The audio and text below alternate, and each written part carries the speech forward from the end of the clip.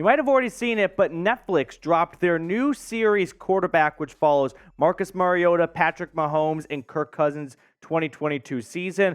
And we were lucky enough to get a bit of a shout out in one of the episodes. So if you go to episode 5, go to minute mark 37 or so, you might recognize a familiar voice. And if you take a picture or a video of that part of the show and tag producer Rolly at Nick Roloff over on Twitter, we will give you a shout out on a future show. So go on over to Netflix's Quarterback, episode 5, minute mark 37 or so, and you might recognize or remember a certain snippet from a particular Falcons Today episode.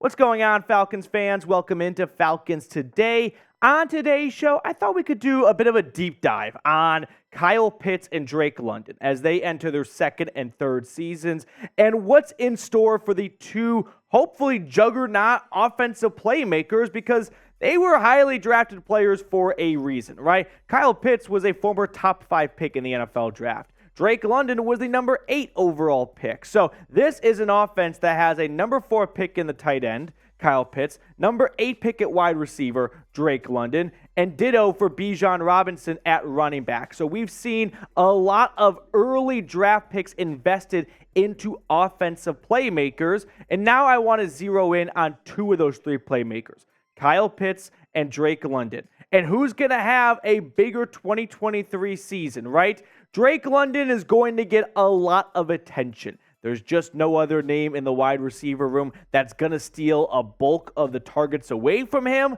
But Kyle Pitts' stock, it just feels way too low in my opinion. And I can get behind the reasoning of it. One too many fantasy football owners have been burned by Kyle Pitts and are never going to trust him again. But I'm going to spend some time trying to get you to invest in the Kyle Pitts stock because it's never been lower and it could be a good time to get back in. Because the former 1,000-yard receiver as a rookie has struggled in the red zone. Just 3 combined touchdowns in his career. Unfortunately, an injury cut his 2022 season short, but he was, he was unguardable and must-see TV in Gainesville with the Gators, and that has not really carried over to ATL yet. Now, last year, like I said, season ended short due to an injury against the Bears. But if you were to have taken his numbers and stretched them out over the course of a 17-game season, here's how they cook out. 100 targets for 47 receptions. That's not good. 605 yards and 3 touchdowns. Those are fine numbers for a tight end in this day and age of the NFL. But for a former number 4 overall pick, let's be honest, the floor is 1,000 yards when you're a top 5 draft pick. So the reason why I am believing in a Kyle Pitts resurgence in year 3 is because Marcus Mariota is on Netflix, but he's not on the Falcons roster anymore. And I think you're going to see something different with Desmond Ridder. And hopefully you're going to see a downfield connection and chemistry start to really blossom. Let's go back to some film from last season. Let's go back to the Seahawks game week 3. Here's Kyle Pitts. He's lined up basically as a wide receiver, right? At the boundary, out wide. And you can see he's taking off. The cornerback is giving him 7-8 yards of space. Now, we can take me off screen really quickly, Sam, because I want to show you guys what Kyle Pitts thinks is the route here, right? The ball is already thrown at this point, and this is what I'm talking about downfield chemistry, because Mariota thinks this is a simple flag route. It is put your foot in the ground and go straight, and I'm going to throw it straight.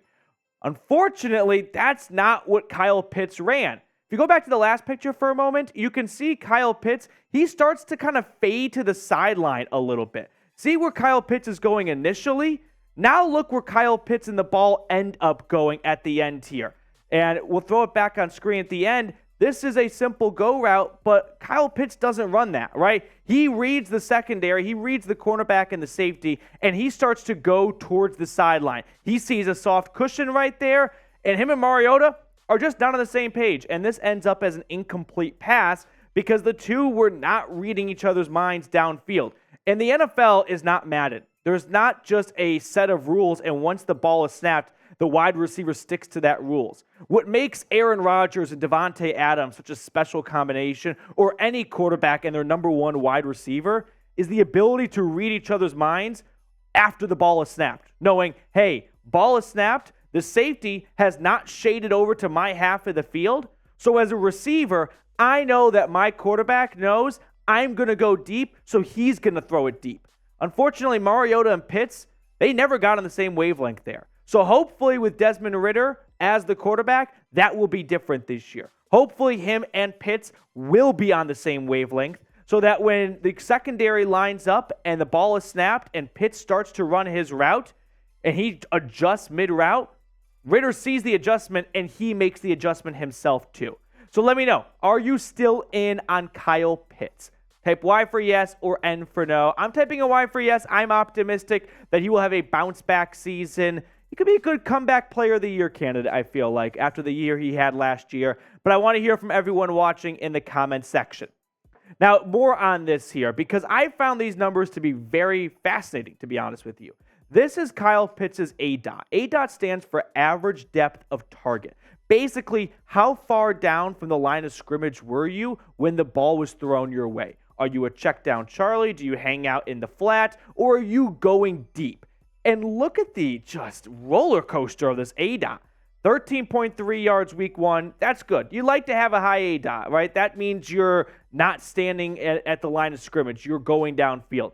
But look at the up and downs. Like you go from 13 yards to 8 yards, up to 20, 15, then down to 6, 4, 6, 6, up to 16, down to 6. It's not consistent. There was no consistency in Arthur Smith's offense for Kyle Pitts because every week there was a different strategy, it felt like, with him. And when you've got an average tight end, okay. But here's the thing. Kyle Pitts, he ain't an average tight end. He is a superstar potential tight end. There should be a better game plan in place of how Kyle Pitts is going to be utilized. And Arthur Smith, he never really got down a solid plan last year for the former Florida Gator. So before we get on to the rest of today's show, if you're looking for more in-season coverage of the Falcons, once we actually have some game tape to watch, subscribe. That way you don't miss a thing when the season gets underway. And who knows, we can do a bit of a film breakdown of Arnold Ebiketie getting 2.5 sacks against Bryce Young week 1. You said it, not me. So hit that sub button down below. Now, shifting gears, let's talk a little bit about Drake London because I'm very in on buying Kyle Pitts' low stock right now because it really has never been lower if Desmond Ridder can develop that downfield chemistry like we talked about. But what about Drake London? The former USC Trojan was really good last year. You look at his numbers, 72 grabs, 866 yards. Kyle Pitts was in a run-first offense with inconsistent quarterback play, and he still averaged 12 yards a pop, right? 4 touchdowns. Drake London last year showed Falcons fans what could be the next Julio Jones or Calvin Ridley. I know I'm getting ahead of my skis here. It's just been 1 year with Drake London, but I saw a lot of great things, not just numbers-wise, but his play style. The guy's a basketball player on the football field, and he's a nightmare for opposing DBs because he's not just big physical, but kind of slow. He's big and physical, and he's got track star speed. That is a very rare combination. The only fear I have for Drake London is nothing to do with Drake London himself. It's more about what he's got to work with, right? And that's Matt Collins opposite of him. And no shade to Matt Collins, but defenses are not going to respect Matt Collins so much that they're not going to be able to double Drake London, right? If defenses know that this air raid for Atlanta is one-dimensional at the wide receiver position, you better believe they're just going to stick a safety over on Drake London's half of the field every single snap and say, all right, Desmond Ridder, beat us with Matt Collins. We don't think you can. And if that turns to be the case, it's not that the Falcons season will be sunk because this is going to be a run-first offense. They're not going to just use Bijan. They're going to have Tyler Algier involved. They're going to get Cordell Patterson involved. But if this offense, on the ground especially, is not a top 5 rushing offense, I do worry about the success of this team because so much of their success is going to be predicated on how good their ground game is.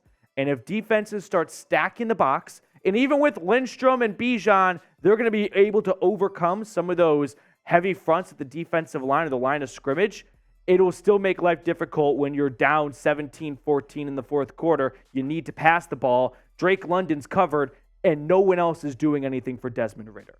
Now, speaking of London, I did find this interesting. I thought you guys might get an interesting, get a kick out of it as well. So I wanted to look at Jamar Chase and Jalen Waddle, just some other players who were drafted top 10, and see how they fared in their second season in the NFL. So let's look at the 2022 stats in just a moment for Jamar Chase, Waddle, Devontae Smith, because these players going into their second season after pretty dominant rookie seasons definitely lived up to the hype, right?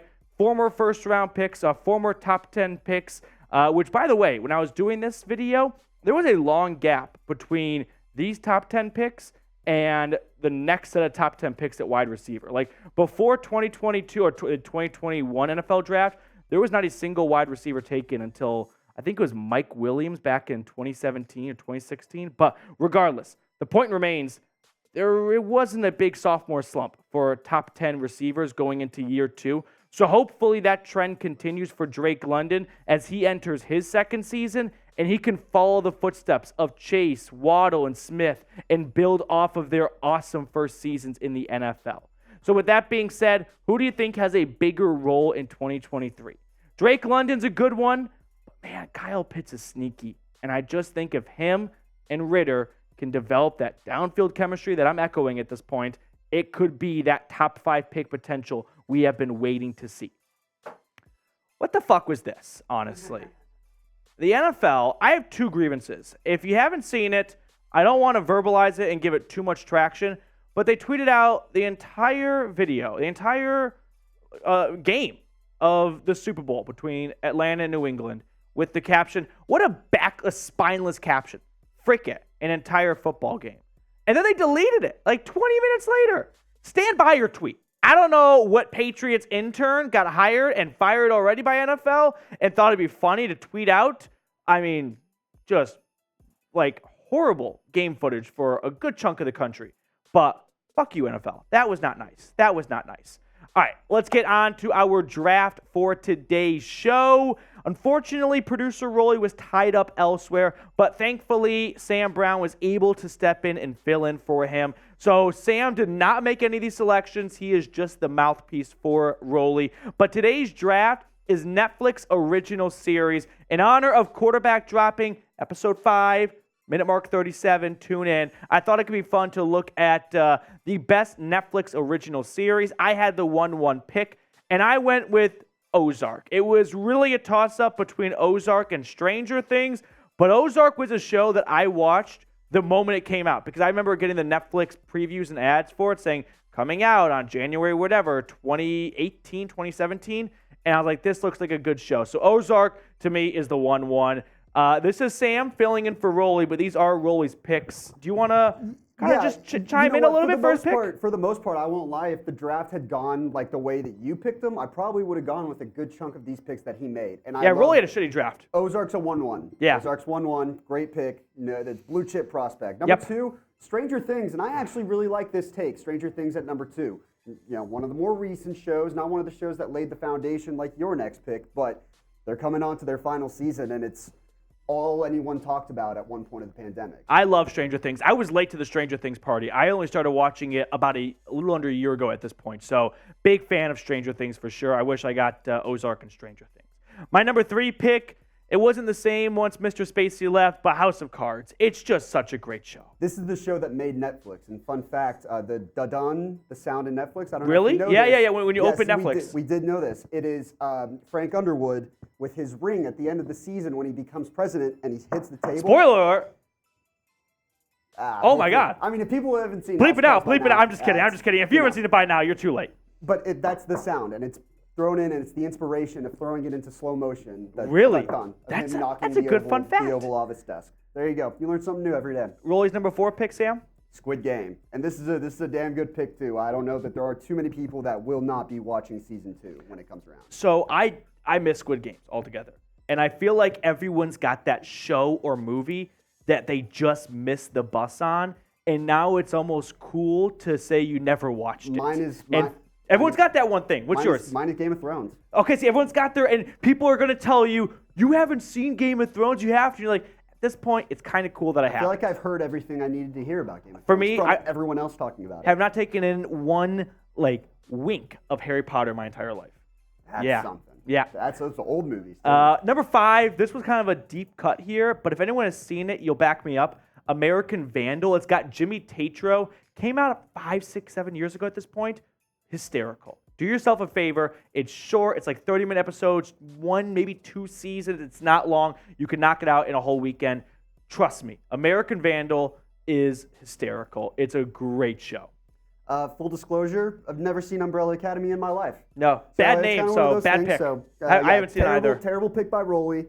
I'm sure it's really mid. Yeah. I see the previews for it on the dashboard all the time when I pull up Netflix, but never taken the leap yet. Maybe I should. Who knows? Have not seen it myself. My final pick is Money Heist. Now, this one is a bit of a Mickey Mouse one because it's one of those shows that Netflix acquired, I think, midway through its lifespan because it's like a Spanish show or something. But regardless, Money Heist, I binged during the start of COVID, and it's such a great show. I don't mind watching with the lip dubs. I love if anyone has seen it, for a little while there, my friends and I, this is how lame we are, we went by cities. Did you ever watch Money Heist? No. I feel it's like a Spanish bank robbery, but they all give each other nicknames of capital cities or big cities in the world.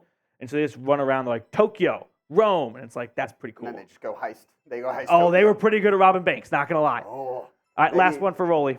That might be the next one I have to watch. The last one Rolly went with was Big Mouth. I think it's a solid pick overall. I kind of feel like Big Mouth tapered off in the last couple That's what seasons. Rolly wanted to say. I think you could go with a few different routes. If we're going animated Netflix series, I personally would have gone BoJack Horseman. See, I've never seen BoJack Horseman. So honorable mentions, of course, would be Quarterback. That's the unanimous 1-1, but I didn't want to rob Rolly of that. So we left that one off the table. Go watch Quarterback, episode 5, minute mark 37. But another good one, Queen's Gambit. Yes, I was going to toss that one out. Queen's Gambit was really good. Really liked Queen's Gambit. There's a lot of good ones, honestly. It's tough to come up with a top 8 list with Netflix because, one, it's not easy to find a list of all their shows. And I just didn't care enough to spend 30 minutes tracking down every single BuzzFeed article, the top Netflix original series. So that is it for today's show. Thank you so much for tuning in. Really appreciate you taking time out of your day. We'll see everyone later.